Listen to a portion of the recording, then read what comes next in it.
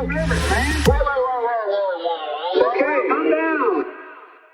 now I'm bringing on to the chat major friend of show, Miko Peled. He is an Israeli-American activist, speaker, and author. He's the author of The General Son, Journey of an Israeli in Palestine. Miko, welcome. Thanks. Good to be with you again. Thanks, of course. Thanks for coming back. So there's so much to talk about with you, but let's talk about, to start off, what the protest movement in Israel is like right now. There were a lot of headlines about things being unprecedented, how, people are out in the streets, Netanyahu's really being challenged. We've never seen this before. What were people out in the streets about? Well, that's a really good question. There are several issues. The biggest issue is the fact that the current Netanyahu government, is trying to pass legislation that will expand the apartheid and erode the rights and the privileges of Israeli Jews, and that's the problem. In other words, none of this really touches on the Palestinian issue. None of this touches on the apartheid regime, only in as much as it touches the lives of the privileged Israeli Jews. And there's a real concern. I mean, he wants to completely erase the separation of powers. So the now, as it is, really realistically, there are only two powers. There's no three powers like in the U.S. There's only two, because it's a parliamentary system. So the parliament, the legislature, and the executive branch are really connected very, very tightly. One relies on the other completely. But there is a separation. There was separation between that and the judiciary, and he and his government want to create a reality where the judiciary is also controlled by the government, and the selection of judges is controlled by the government. And so, and the rights of the Supreme Court or the High Court to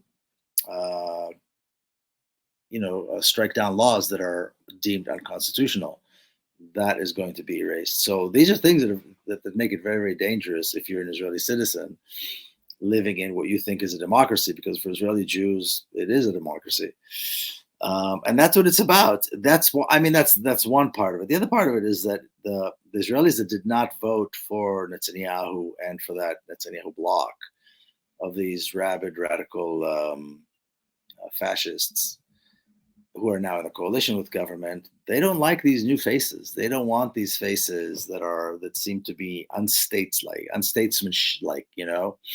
These are thugs. These are gangsters who rose in the streets, and rather than go to like conventional crime and gangs, they ended up in these fascist crime gangs who are obsessed with killing and destroying and terrorizing Palestinians. And Israelis don't like that. So they can live with the apartheid regime as long as the face is the face of somebody who is more acceptable to them. Right. Like Gantz and Lapid and these others who are in the opposition to Netanyahu. Right. So those really are the two issues that the Israelis are up in arms about. And so it's almost like Trumpian versus typical Republican, right? The Ben Gvir versus Netanyahu. Well, it's Ben Gvir and Netanyahu versus the rest of the 45% or 40% of Israelis that didn't vote for that bloc. That's really the reality, because Netanyahu brought Ben Gvir, and Ben Gvir is not the only one. He brings in the whole team of these racist, fascist gangsters, and so the makeup of the Israeli government is scary. And at the same time, Ben Gvir is the most popular politician in Israel. At the same time, Israelis are obsessed by him. He's in terms of being invited to talk shows and news shows and commentary, his face it's almost like the obsession the press used to have here with Trump before he was elected. It's a very similar thing. So this is the reality, it's this one monstrosity versus the other, but as is the privileges of Israelis are now being threatened. And so they're going from an apartheid where Israeli Jews had rights to an apartheid where even Israeli Jews are going to be subjected to a fascist regime, and they're standing up against that. They don't want that. Why and how is Israel fascist? Well, it's not fascist yet for Israeli Jews, because there is some separation of powers. There is to a large degree the rule of law when it comes to Israeli Jewish citizens. And so it's not yet, but it is an apartheid regime because the laws that govern the lives of Israelis are not the same as the laws. And it's not only laws, it's laws and policies, because it's not only law. Some things are not a law, but they're a policy. And some things are not a law or a policy, but they're just the way things are done. There's no law that says the Palestinian can't live in his Jewish neighborhood in Tel Aviv, in northern Tel Aviv. There's no law that says it. But there are laws that say, especially the nation-state law, that communities can reject someone if they feel that their presence is going to be a threat to the nature of the community. You know what I mean?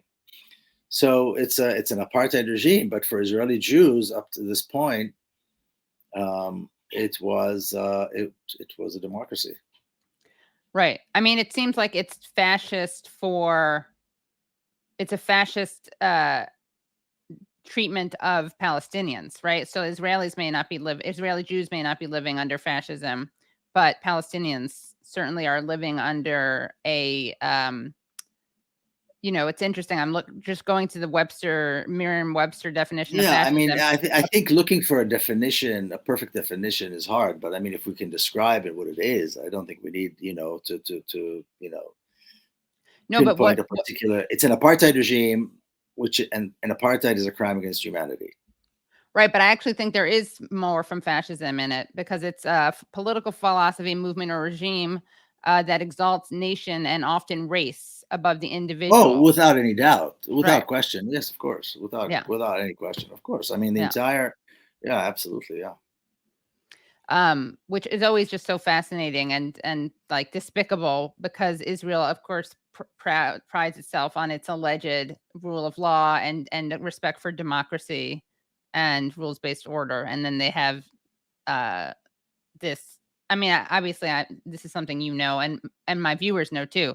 But this dual system, this apartheid system, which they somehow try to pretend is compatible with democracy. Well, they don't only pretend. What they did was, because the segregation is so effective, you can visit the country and think that everything's fine. Right. It's so segregated so effectively, even though it's a small country. And so, and then that's why American politicians can travel, there, the congressional delegation and the Speaker of the House and, Ron DeSantis and anybody else, all these other governors and people who want to be president visit